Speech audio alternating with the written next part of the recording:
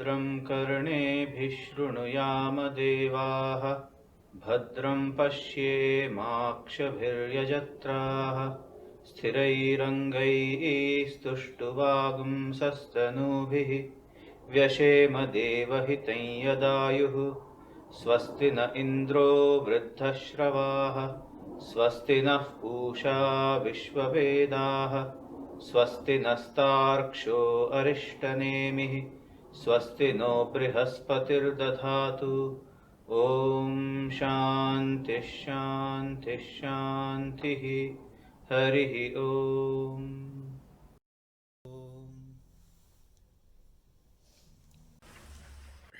Dear friends, welcome back to the study of the Mundaka Upanishad, and we have completed the study of the 26th shloka in serial and the 4th shloka of the 2nd chapter of the first Mundaka.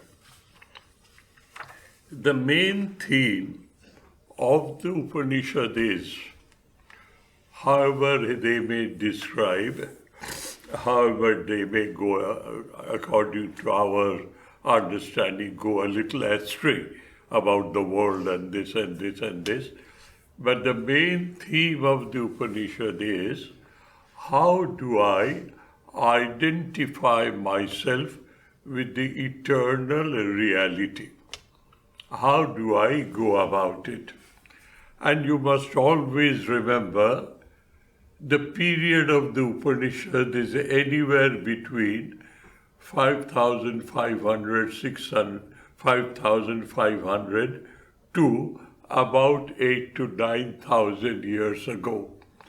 All this time has developed slowly and slowly the absolute concept of Vedanta, Pancha, Upashama, Shanta, Shivam, Sundaram, Satyam. That is, there is no duality at all. The reality is that eternal truth, and it is Satyam, that is Trikala Avadhita Jnanam, Satyam, that is, it is never fractured or mutilated or partitioned by time. Shivam, Shantam, and Sundaram. It's a beauty undescribable by worldly examples. That is the main source of beauty. The beauty that we see in this world or in nature around is a reflection of that ultimate beauty. So how we can identify ourselves with that? That is the main theme. To reach to that theme, it was required that we take advantage of human faculties, human understanding, and slowly direct the faculties and understanding in such a manner that the ultimate reality, the ultimate truth becomes experienceable. Understandable first, experienceable next. This is the whole game plan of the study of all scriptures. As because the Upanishads are so ancient, so ideas prevalent at that time society has been recorded, and 5,000 or 6,000 years later we are being exposed to it. Therefore, it will be sometimes a very prosaic, archaic, obsolete, out of touch, irrelevant. But we must see the relevance in this process of development of ideas. To say it is irrelevant, good enough, it is irrelevant. We go to that which is relevant. But to say irrelevant is not acceptable. Let us see what was the thought processes at that time. And let us also try and find out whether those thought processes in due course of time have taken such a shape as of now. Then we see the process of evolution of thought process is justified. It is true, it is correct. This is how I would like to now read the remaining 7 shlokas or 6 shlokas of this chapter. And they will be very prosaic, very archaic. To make it understandable, let me introduce it to you. What is the introduction? We know, according to present day understanding of the nature, the weather, the world, the earth, and the cycle of birth and death, and etc., etc. Today the scientists say that it is the solar energy that comes out of the sun. That energy modifies itself into various avenues and channels, and that makes the world go. And we say, yes, that is provable, that is demonstrable, that is experimented in the laboratories, and we do understand.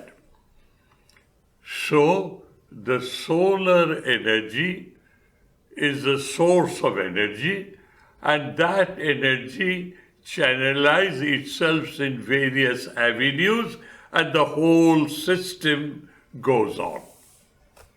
This is the present day understanding. And we say, yes, I understand. Now see how they had understood it at that point of time, and that was the common understanding of that time society. That is why the Upanishad has taken these examples.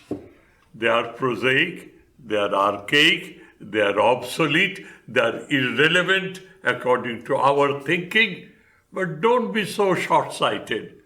Try to find out what is the process of evolution doing in these archaic ideas and the present day idea.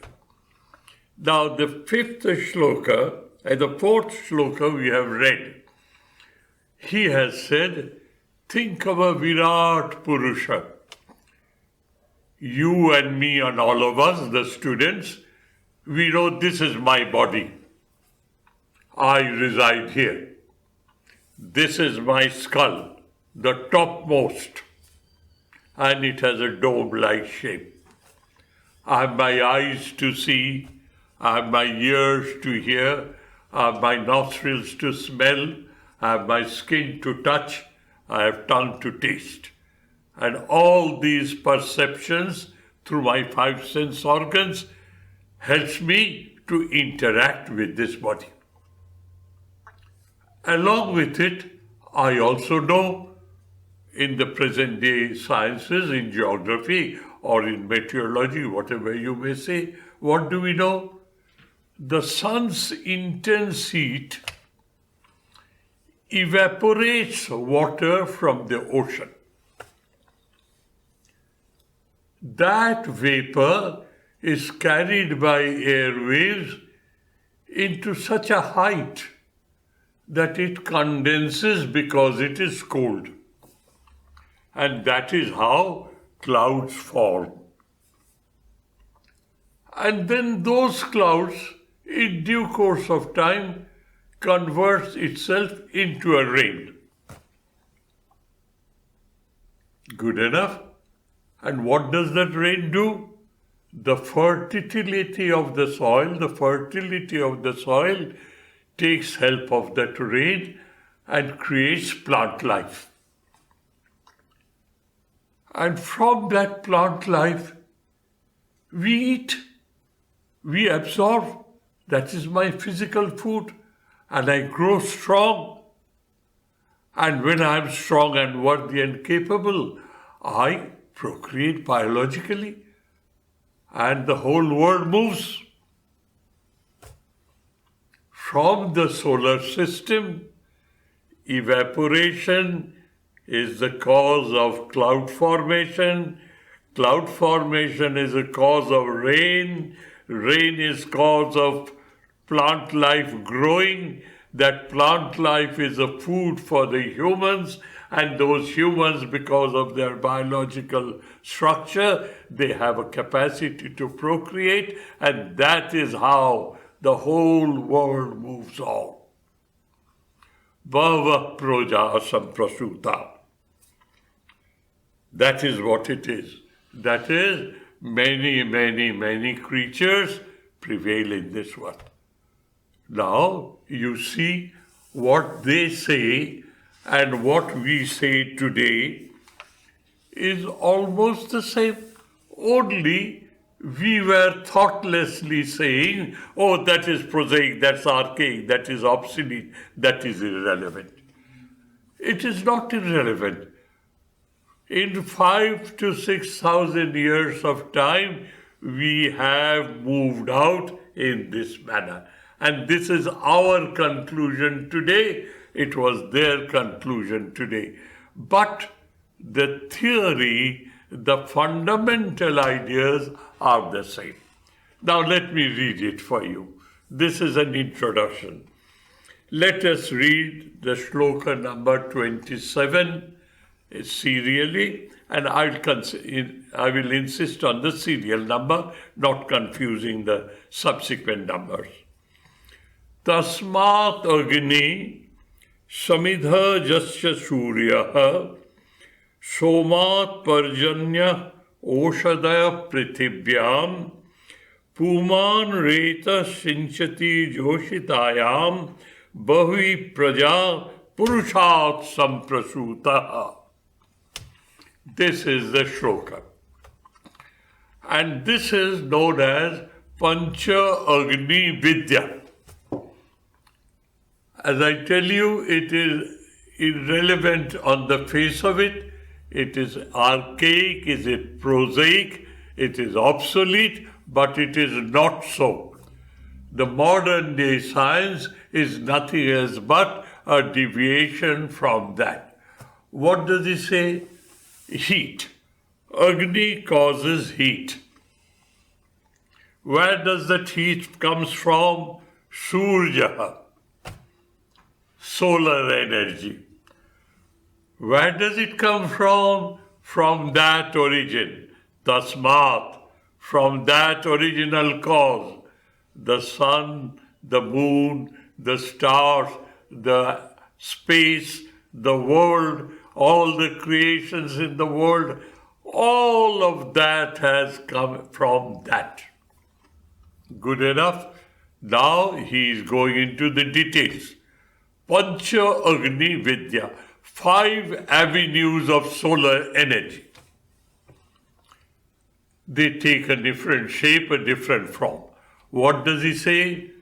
Surya is to be supposed as fuel to fire, because the energy that solar system generates or the sun generates comes from that. Tasmat Agni Samidha Jasya Surya Somat Paryanyaha. From the water of the sea, the sun's rays evaporates water, and that vapor carried by air is consolidated into a cloud. Paryanya. Somat Paryanya. And from Paryanda, Prithibhyam Oshadaya. What is it? Rains fall from the clouds, the rains fall on the Mother Earth, and that is the cause of fertilization, and plant life grows. Oshadaya Prithibhyam. In this world, all these herbs and etc., they go. Humans eat it. They get strong and etc., etc. And due course of time, the biological procreation takes place. 5 different sets of avenues of energy. And that energy is emanating from that. Bhavi Praja Purushat Samprashuta. From that eternal entity known as Purusa. What is that Purusa? It is Purna Purusa, Purnatvat Purusa, and Purishayanat Bha Purusa. Both of them are applicable. One who resides in me, and that me is unpartitioned, unparceled. It is beyond time, beyond space, beyond causation. It is immutable, real. From that, the whole cosmos is created. Pancha, Agni, Vidya. 5 states of difference of energy. Water performing into cloud, cloud into rain, rain into herbs and plantations and cereals, to humans, and humans procreate, and the whole world moves on. This is the cycle. And they all emanate from that. Etasmat jayate, tasmat agni. So that etasmat jayate has to be remembered. So this is the 27th shloka. Let us move on to the 28th. As I told you, there's not much of a philosophy in it, not much of a sadhana in it. It is only an intellectual understanding of how people thought of oneness of the cosmos at that time. Diversity has a hold on us. Diversity has a hold on them also. But at that time, there was an attitude, there was a great effort to know the reality behind what appears to be real. We at this age, we hold on to what appears to be real and we accept it as real. At that time, there was a little difference. Now, this description goes on. Tasmat richa sham jajunshi diksha. Tasmat, from that, etasmat jayate prana mana sarva indriyani cha khambayu jyotirapa prithvi vishwasya dharini. That is the generalized statement, shloka number 4 probably, yes. Shloka number, 3. Etasmat jayate.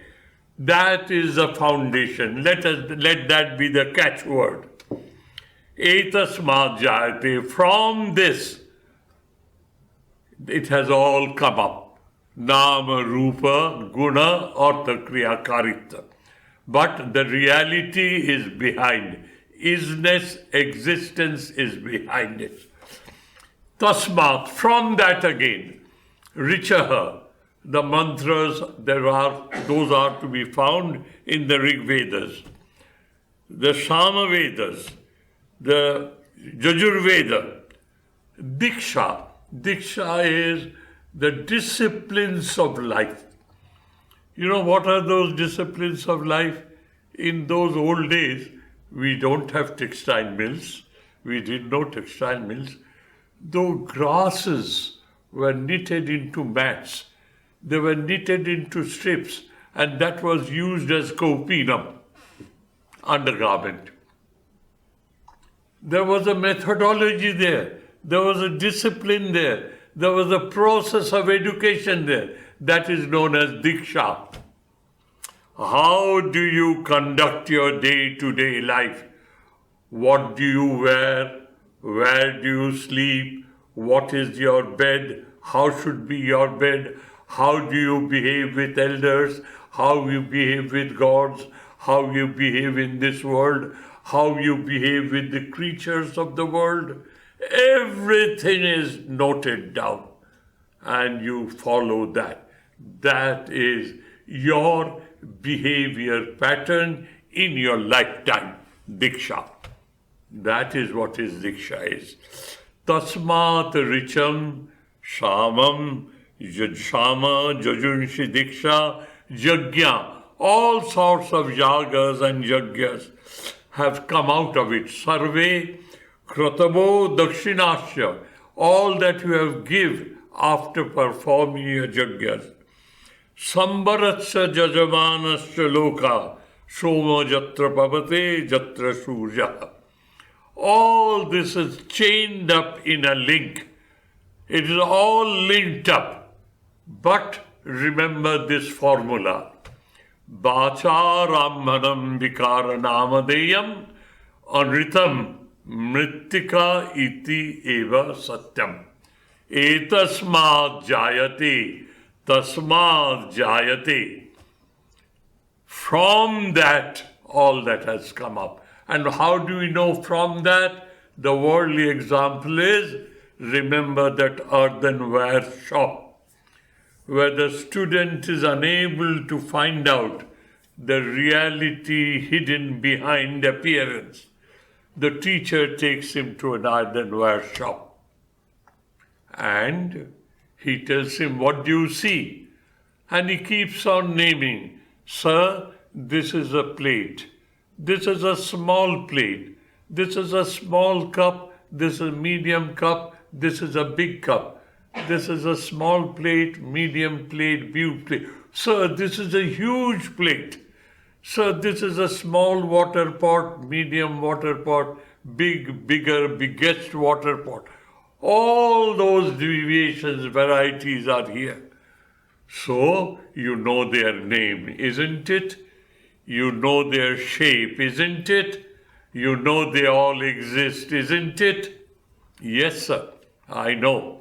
Now get me a stick, he said. The teacher said, break all the earthenwares here.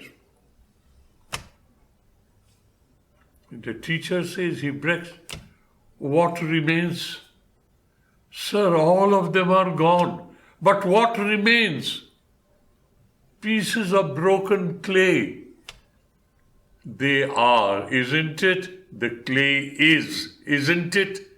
Yes, sir. That isness which was in a pot, in a cup, in a plate, in a mug, in a jar, in a big ardent jar, they were all is.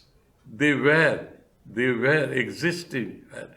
They are gone. What is their existence is in the existence of the clay. Existence remains. You can't destroy that. Please, while studying this section, remember these two. Etasmat jayate. From this, everything grows. How does it grow? It has a name, it has a form, it has an utilitarian value, and it has its qualities. These four gives me some concrete, tangible, sensual perception. And I say, it is. But they are not everlasting. Because they are born in time, they will die in time. Bacharamano vikara anritam. There is a name to it. They are created at a point of time and they are of multiple diversity. But a time will come when they will degenerate and destroy. But the isness remains from that to this. Isness remains. Appearance disappears. That is why it is anritam. It is not true. What is ritam satyam? Trikala avadita jnanam nittam satyam. That which is everlasting is nityam satyam trikala avaditam. It cannot be contradicted by future, present, and past. It is eternal. Remember that. And then read these shlokas. Everything will fall into their proper pigeon places. Without this background, if you read, you'll not be able to make head and tail out of it. So, all that is referral to human life and living at that time society when yaga, yajna, diksha and pronouncing and reciting the Vedas and performing the yagas, yajnas according to the season and the whole year has been mentioned. That means everything that you can think of as your life and living is emanating from that. Nothing but that. This is the main theme of all these shlokas. Let us move on to the sixth. You may read the translations and understand what it is meaning. Tasmat cha deva. Either it is etasmat or it is tasmat. Either from that or from this. That or this ever existing. Tasmat cha deva bahuda samprasuta. Here, deva is not that personified gods and goddesses that we know of. Literally, devata means, deva means personified gods and goddesses. Here, deva means principles of nature. Air, the movement of air is guided by a principle of nature. Movement of the sun, movement of the moon, movement of the earth, everything is bound down by an invincible law. He is now highlighting that law. And where does that law come from? It is from there. Nothing but that. Tasmat cha deva. Deva means principles of nature. Principles of nature. There are so many concepts of nature. Electricity is a concept. It's a principle of energy in nature. Storm, tsunami, cyclone, earthquake, all these are of natural phenomena. He says all that has bahudha samprasuta, has come up from that. Sadhya, Manusya, Pashavo, Vayansi, birds, animals, humans, and better type of humans. Those who are aspiring to reach that goal, they don't fall in the common category of humans, the extroverts. The introvert people who have seen through this game and who want to go back to their maker in heaven. They are known as sadhyas, sadhya purusas. Prana, apana, brihijavastapasya, sraddhya, satyam, brahmacharjam, vidhisya. All that goes in human life, all that has emanated from him. These few shlokas are extensively descriptive. And the last shloka of this chapter will harmonize them all. Let us wait for the last shloka. Let us see the divisiveness of this description. Sapta prana prabhivanti tasma. Saptarchisha samida sapta homa. Sapte me loka jeshu charanti prana. Guha shaya nihita sapta sapta. It has been categorized into 7. And the most easily understandable is the level of awareness of a human has been divided in its 7 different levels.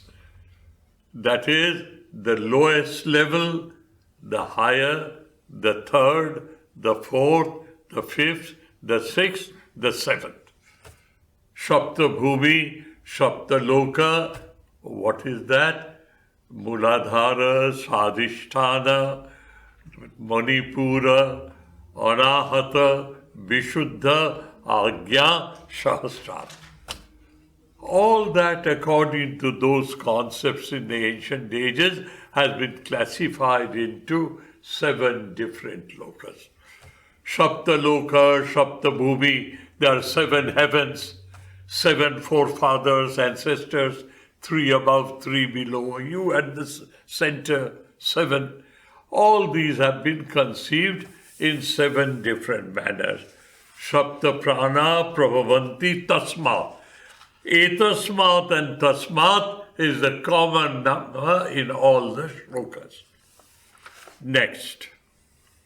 Ata Samudra Girashta Sarve. The 7 oceans of the world and all the mountains in this world. Tasandante Sindhava Sarvarupa. Atasya Sarva Oshada Rasasya. Jenaisha Bhute Tishthate Hi Antaratma. Shloka number 39, Antaratma. He is the essence, He is the spirit. So you see, dear, the descriptions are prosaic, but the ideas are same. They are dressed up in different forms, different figures, in different dresses. But the concept remains the same. The concept is, He is the absolute reality and He is eternal. He was beyond the past. He was in the past. He is in the present. He will be in the future and He will remain beyond future. He is eternal.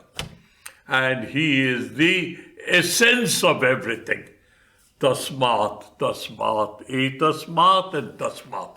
From that, from this, Etasmat from this, Tasmat means from that. Why the 2 words have been used here?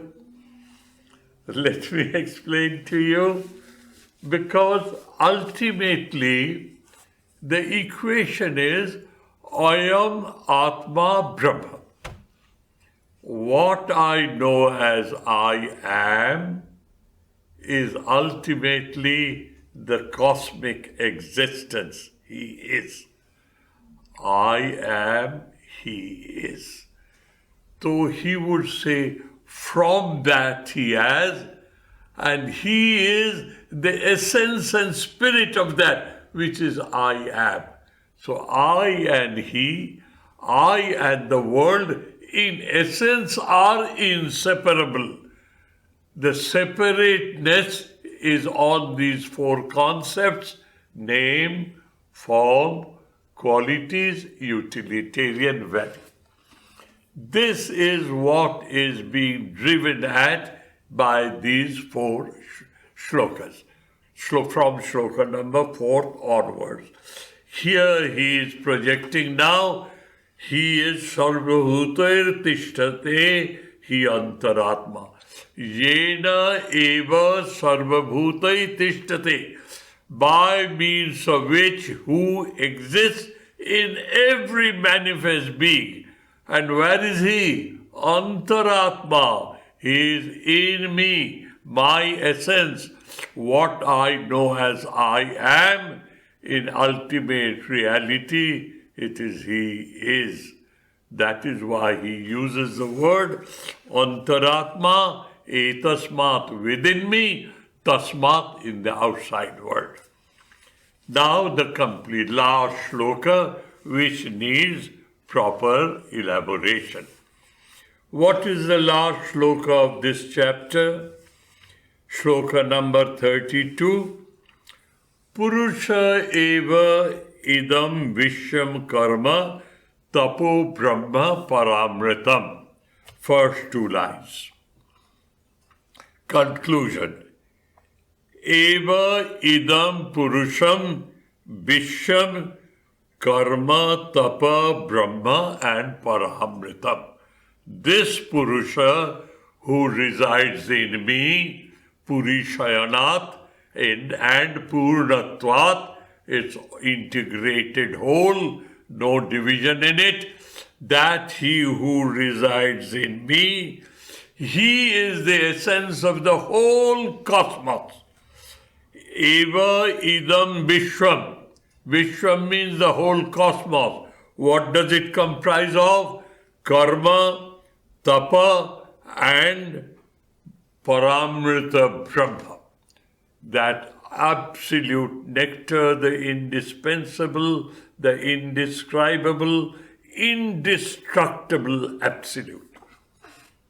He and you, the Purusa, you are the same. Etad jo Veda nihita guhayam so avidya granthim bikirati iha sopya. Now he concludes. And the sadhan pada will start shortly hereafter. Let us read these last two shlokas, and they are extremely important for our spiritual well-being and our spiritual life. Etad jo Veda. He who experiences Veda, first intellectual understanding, rational understanding. Etad jo Veda. He who knows it in this manner. Knowing in some other form would not help. What is that described manner in which you have to think? What is your object of meditation? Nihitam guhayam. He resides in me, in my capacity of understanding. I understand I am. He resides in that understanding of my amness. I am. This is the way you have to understand, not in any other way. Not here. Bring it down to your heart. This is the secret. Etat jo Veda. Etat means all that I have been describing so long, the oneness of the universe, unity in infinite diversity. That was the subject matter of the last 6-7 shlokas.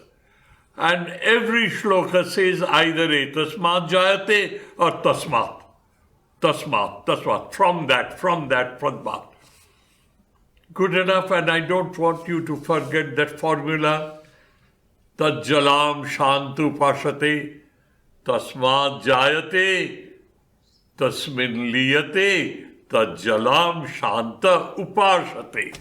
Shanta Purusa, who has got rid of all excitement of desires, he meditates on that from which the whole cosmos has emanated, into which the whole cosmos disappears. What is the example? Not only theory. When I am awake, the world is real to me. If somebody comes and tells me the world is not real, I will not believe. Because my reality is based on my perceptual observation. But in essence, what is real? What is unreal? That which cannot stand the test of time is unreal. That which stands the test of time is real. That means Trikala abadhita jnanam satyam. Trikala, the past, the present, the future. The jnanam, the knowledge I am, is lasting before I was born. I was born. I am alive. I am dying. I will be. I was, I will repay. This is the procedure. I am. This amness is everlasting. That amness, where do I find it? In the deep cavity. Guha means cavity deep inside me, not in the surface. What is that deep inside me? I am. Where am I? Let me see. Where am I? I can't find out. I am. Where am I? Can I bind myself? Can I boundary myself? Can I border myself in space? I am here. I am. I am everywhere. I am. I am. Though I have the faculty of experiencing my amness through the faculties that God has given to me in this human body, I am. I exist. I have that capacity to experience and to feel. I am. Nihitam guhayam. I am deep within myself. Let us close our eyes. Let us dive deep within ourselves and try to find out, where am I? I am. I am. And where am I? I don't know where am I, but I am deep within myself, unreachable depth. From there, I am. I am. I am. So, it is not in the domain of intellect, it's in the domain of experiencing. Guha is that intellect, and I come there inside it. This is what it is. Etas javeda nihitam guhayam, the shell of understanding. And that is my understanding. So, a person who can, in this manner, experience himself in the depth of his being. Listen to me carefully, dear children of the Upanishads. Listen to me. You are Amritasya Putra. You are basically the divine, the children of immortal bliss. You are the immortal bliss. You will be able to avidya granthim bikirati iha, in this life of ours. He Somya prashanta chitta samanitaya Purusa. These are the words from the Upanishad. That is, you will be able to bikirati, absolutely tear it into threads. A sheet, say for instance a cotton bed sheet, you tear it up in such a manner, thin shreds only, thin threads only. Can it obstruct your vision? You can see. So you shed it into pieces, this avidya, iha sobhya. In this life of yours, sobhya means a person who is serene, who is poised, who is tranquil, who is absolutely desireless, because it is the desire which makes him restless. He is absolutely desireless. Such a person, if he can, try to educate himself in such a manner that he sees the world, but the world does not reflect in him. He sees the essence of the universe wherever and wherever his eyes fall, wherever his mind may go around, he sees the divine. Etat yo veda nihitam guhayam. Etat, in this manner, in this procedure, in this following way. What is the following way? In short, to be aware of the presence of the divine all the time in my life. And where is that divine? not in cloud 9. He is in me. मुझको कहाँ ढूंढो बंदे, मैं तो तेरा पास हूँ. As simple as, where are you going to search for me in the whole world? I live within you. I reside within you. Find me out there. So dear, this is how the second chapter, the first chapter of the second Mundaka is coming to an end. What am I making a mistake? Prathama Khanda and Ditya Mundaka. That is the second chapter of the first Mundaka comes to an end. Let me read it once again for you. Purusa eva idam vish idam. That Purusa of which I have been trying to explain you in 1,000 different forms and words. That Purusa, he is idam. He is here, right now, here. Idam. Purusa eva idam. Eve avadharane eve biniyogi. No doubt about it. It is certain. And who is saying? Rishi Angirasha is passing his experience to you through these words. What are those words? You have heard me speaking to you for so long. Now listen to the conclusion. Idam. Tarjani adharam idam. How do you say idam? This. This is tarjani. You make a point. This. Idam. Idam. I am. This is Purusham. Who is a Purusha? Purnatvat Purushaha Purishayanadma Purusha. He who is an integrated whole, cannot be parceled, cannot be partitioned, cannot be broken into pieces either in space or in time. An integrated whole.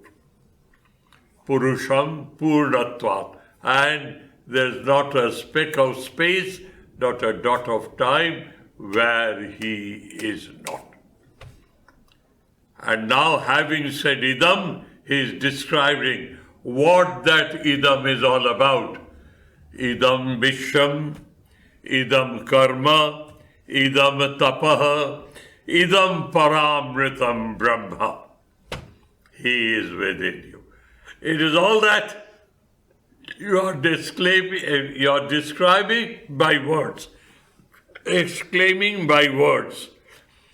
This Brahman, this Purusha, Paramritam Brahmam etat Purusham. The equation has been drawn. Now, how do I experience it? This is the question. The answer is here. Etad jo vedaha, in this manner, in this format, in this procedure, a person who understands that he is in me. I have nowhere else to go to find him. He is in me, deep down within myself, not easily reachable, but easily experienceable. Why it is not easily reachable? Because my mind has so many sanskaras, so many vrittis. I have to make my way through that. That is why it is not easily reachable but I experience it is there. I don't know who it is. This is the fun of the game. This is the secret of the game. Etad jo vedah nihitam guhayam. A person, a student who knows him in such a manner through all diversities. The diversity has lost its hold of reality on that student. He knows Bacharammanam Bikaranavadeyam Anitam Mrittika iti eva satyam Tadjalam shanta upashate Tasmad jayate Tasmin liyate Tadjalam shanta upashate Etasmad jayate prana mana sarva indriyani cha Kham vayu jyotirapa prithvi vishwasya dharini etasmat jayate. Tasmat richasya samja jukshadisha. Etasmat and tasmat. From that or from this. Now, that and this, that separateness has to disappear. It has to be this. I am Atma Brahma, Aham Brahmasmi. That is the end goal of this pursuit. How does it happen? Avidya Granthim Bikirati Iha Sopya. Hey Sopya, in this very life, if you can educate yourself with these new sense of education, new values of education, that is, change of attitude, change of perspective, modification of your understanding, that the reality is real, the rest is all appearance. And I am involved in search of that reality. It can happen in this very world, in this very life. This is how the second chapter of the first Mundaka comes to an end, and we complete the study of the 32nd shloka. Let me read it once again for you before we part. Purusa, remember these words and its meanings. Purusa eva, eve binyoge. In reality, no doubt, no hesitation, no way of being shaky. Purusa eva idam. It is here. Where idam vishwam, idam karma, idam tapaha, idam praramritam brahmam. Purusham idam. All that is nothing else but Purusa. And who is that Purusa who resides in me? Puri Shayanat Purusa. And he is Purnatva.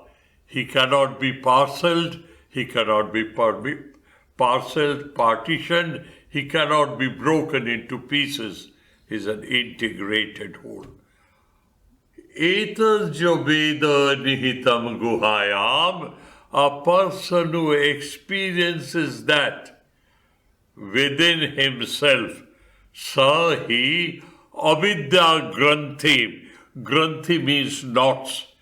He unties those knots, shreds into pieces, or he unties the knot of ignorance, separateness, binding down, separateness.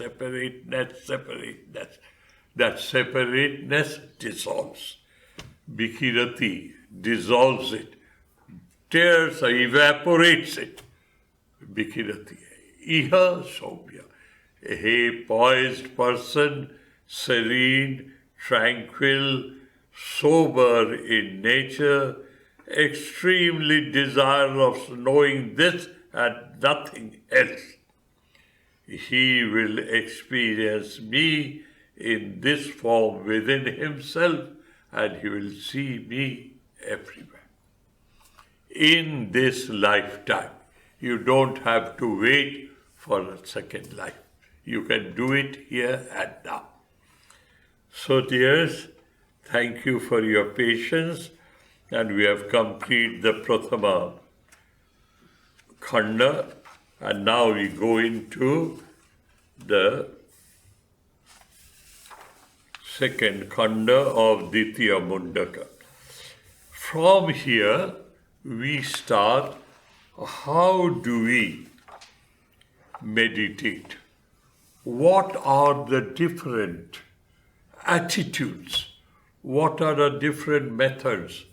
What are the different perspectives with which I can really experience my true original nature?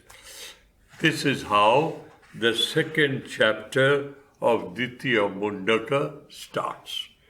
We will be here next Saturday again. Thank you, dears. Thank you ever so much for your patience and your patient hearing. Thank you.